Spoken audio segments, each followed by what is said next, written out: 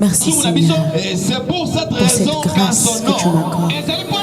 Merci pour le souffle de vie que tu me donnes. Merci pour tout ce que tu es pour nous. Au-delà de tout ce que tu fais, tu es mon lieu de repos. Merci Seigneur. Même lorsque tu fais, même lorsque tu ne fais pas. Si tu es là ce matin et que tu traverses des moments difficiles, je suis venu te dire que tu peux encore l'adorer. Même lorsque tu n'as pas encore vu. Car même dans les silences, il est en train de faire quelque chose. Même lorsque tu ne vois pas, il t'aime. Il t'aime.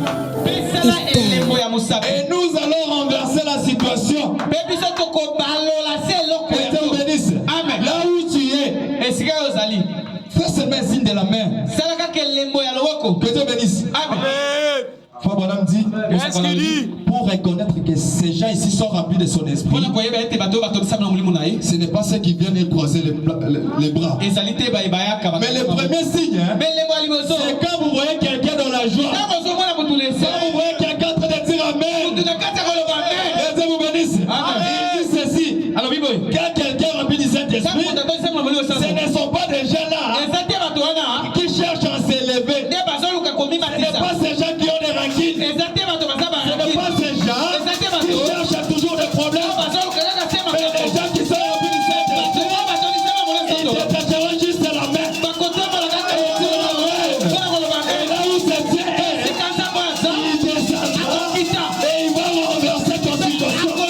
Ce n'est pas ton état là. Et le frère Bonhomme me dit, ton attitude que tu as, c'est là qui amène Dieu dans la scène.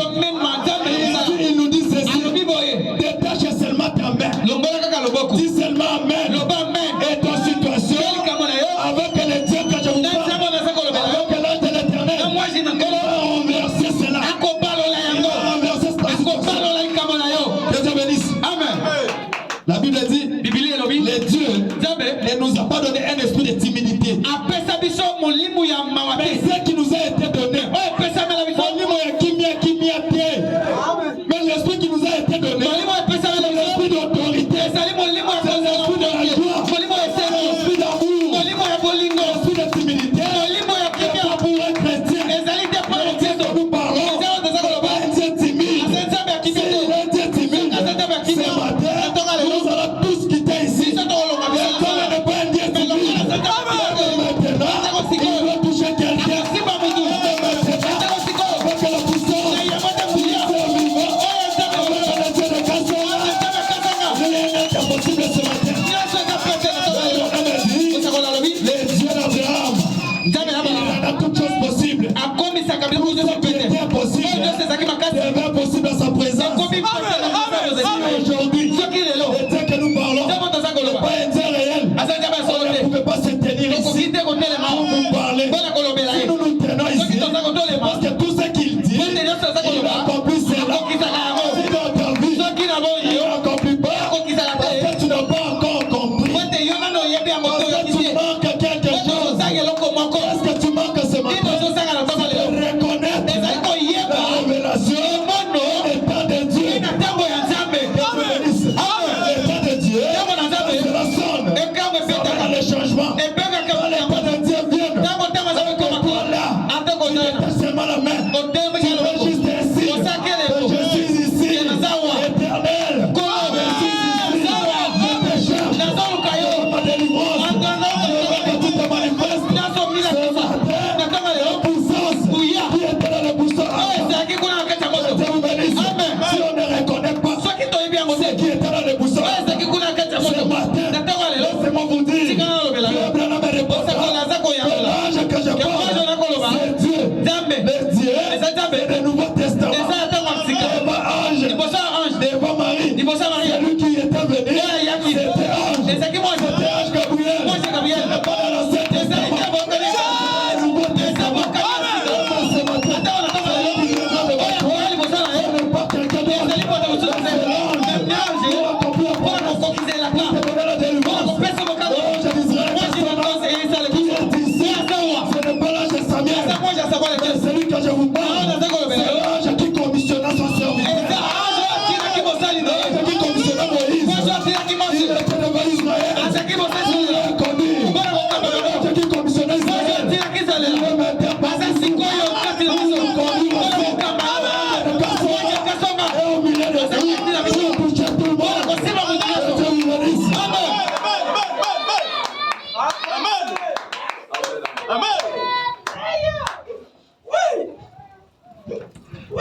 353.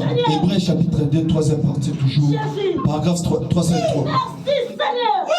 Il ne savait pas qu'il lui faisait un compliment. Il aurait pu se sauver lui-même. Mais s'il s'était sauvé lui-même, il n'aurait pas pu sauver les autres. Ainsi, il s'est livré lui-même. Et il soit son nom. Il s'est livré lui-même afin que je puisse être sauvé. Que vous puissiez être sauvé. Quel amour incomparable. Les Jésus que je parle, l'ange de l'Éternel, il n'était pas censé tomber malade. Ce précieux corps né d'une vierge, il n'était pas censé tomber malade. Mais il devait malade afin de savoir comment intercéder à ma faveur. Seigneur vous bénisse. S'il était tombé malade, c'est pour voir comment il peut faire pour ressentir la même douleur que toi tu as. Et ce matin, quelle que soit ta maladie, quelle que soit les douleurs, même si cela durait longtemps, pour voir que c'est Dieu. Dieu, il doit te guérir. C'est de la guérison divine. L'Éternel, il n'est pas loin pour guérir. S'il était tombé malade, c'est pour que tu sois guéri. Et que je vous parle, c'est un guérisseur. Quelle que soit ta maladie, c'est une maladie. Même si la pauvreté, c'est une maladie. Et ce matin, c'est seulement la mer. Je crois c'est là. Dieu est censé te guérir.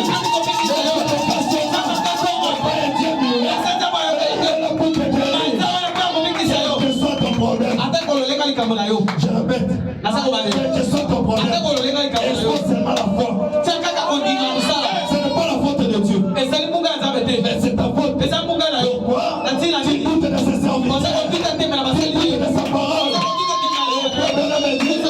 Pas ton incrédulité là, pas arrêter Dieu. Ce matin, Dieu peut agir. L'incrédulité, Dieu va lui arrêter. Et ce que je parle, Dieu agit. Tu es la foi. Si seulement son temps arrive même maintenant, il est censé le faire. Voici devant Lazare. Il n'en veut pas.